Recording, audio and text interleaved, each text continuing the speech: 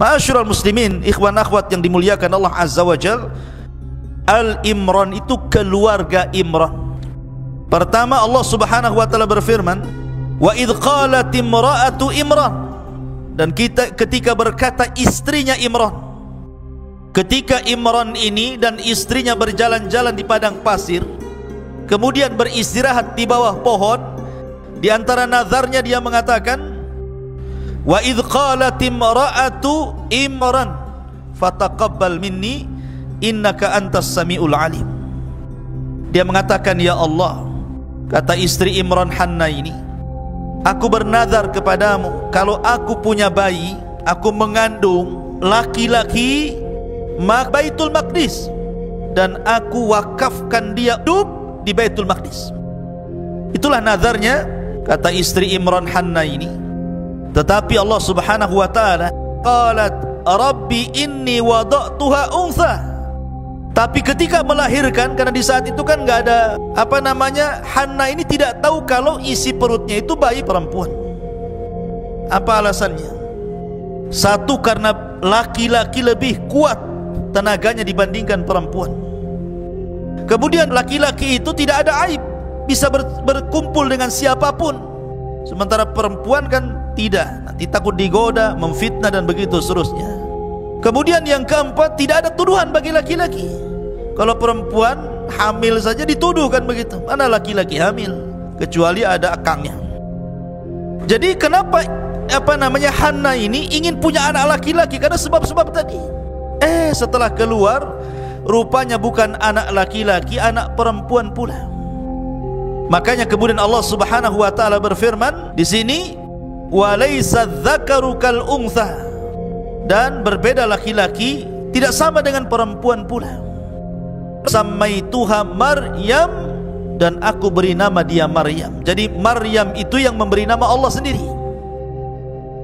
Dan ketika Allah mengatakan walaysa dzakaru kal untha, tidaklah laki-laki sama dengan perempuan, maknanya walaupun tapi dia bisa menjangkau semua laki-laki. Karena Rasul mengatakan kamula minar rijal kathirun, laki-laki sempurna itu banyak, tetapi perempuan yang sempurna itu cuma 4. Pertama, istrinya Fir'aun, Asiyah bintu Muzahim. Yang kedua, ibunda Isa, Maryam bintu Imran. Yang ketiga, Khadijah, istri Nabi sallallahu alaihi wasallam, zaujatun Nabi sallallahu alaihi wasallam. Dan yang keempat, Fatimah bintu Rasulillah. Inilah 4 wanita terbaik dunia. Salah satunya siapa? Salah satunya Maryam. Ya, karena Maryam ini adalah wanita yang luar biasa. Wa inni sammaituha Maryam wa inni u'idzuha bika wa dzurriyyataha minasyaitonir rajim. Lihat bagaimana Allah janji membuat perlindungan kepada Maryam, dan sesungguhnya saya akan melindungi Maryam dan keturunannya dari setan yang terkutuk.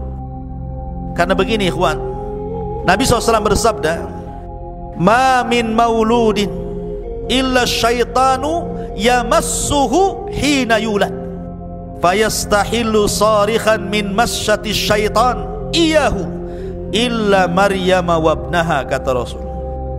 Ketika anak dilahirkan, maka setan pasti akan menusuknya dengan jarinya di lambung kirinya atau kanannya hingga bayi itu menangis. Kenapa? Makanya setiap bayi yang dilahirkan pasti menangis.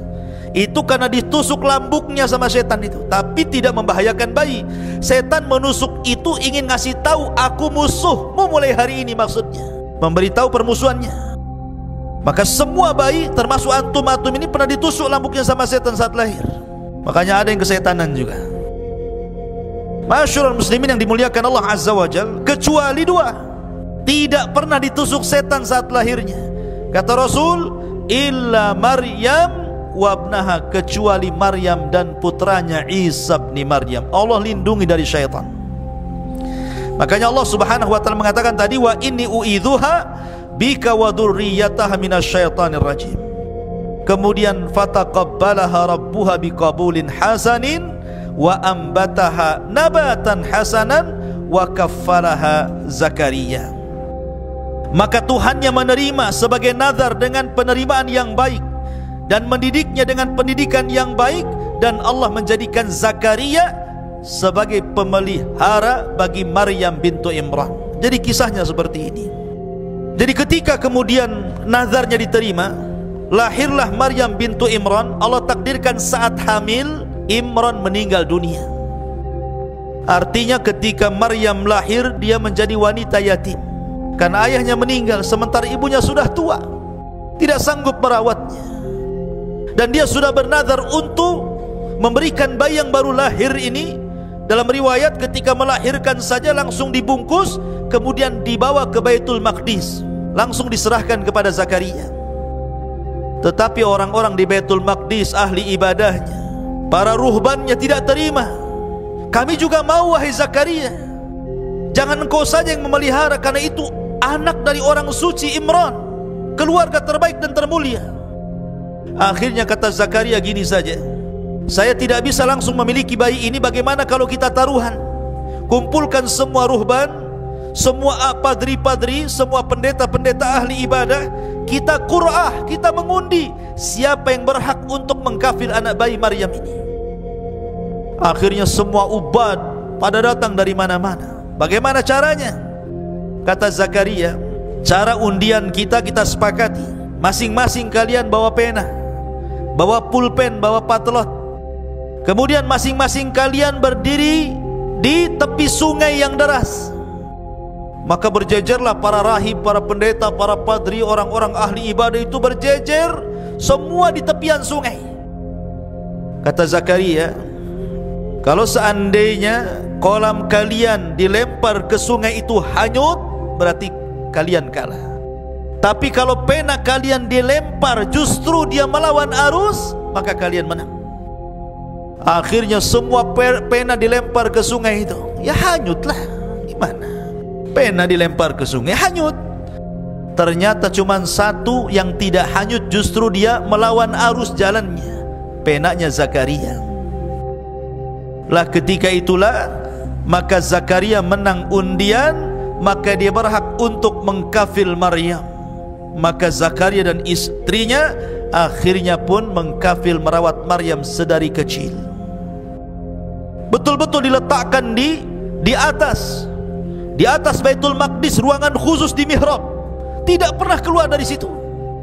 Jadi betul-betul dirawat di situ saja sedari kecil sampai kemudian agak besar. Ketika umur 10 tahun ada peristiwa yang aneh. Ketika Zakaria kemudian masuk ke dalam mihrabnya, tiba-tiba kemudian di situ banyak makanan. Setiap hari ketika masuk ke mihrabnya banyak makanan. Makanan ini tidak tahu siapa yang ngantar, tiba-tiba ada saja di situ.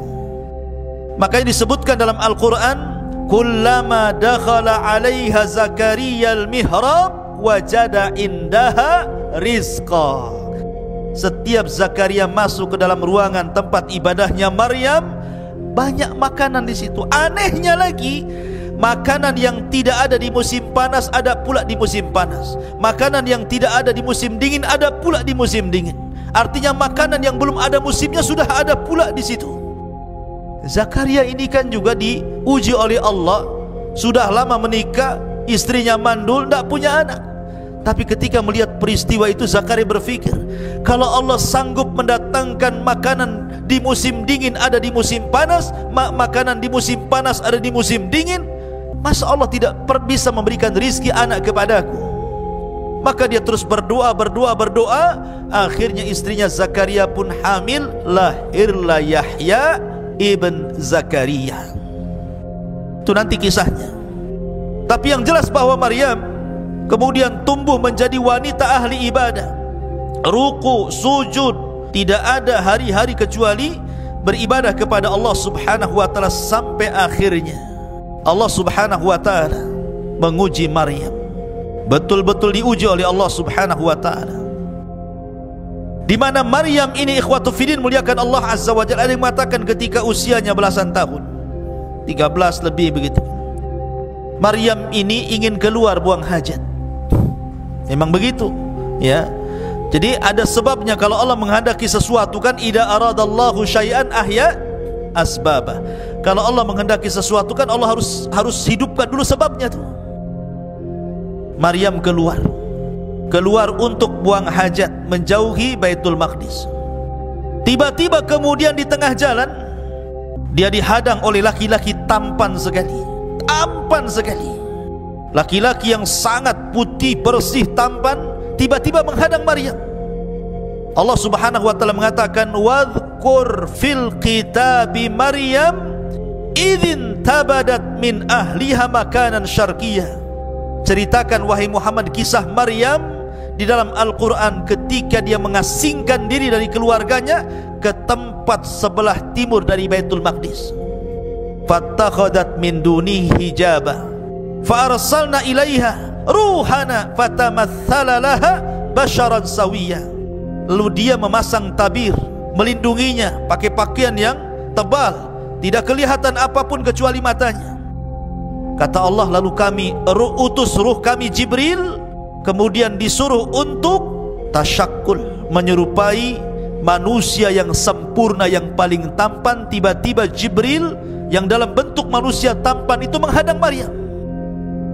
Lihat, Maryam tidak pernah melihat laki-laki. Di mihrabnya sekali diperlihatkan laki-laki tampan sekali.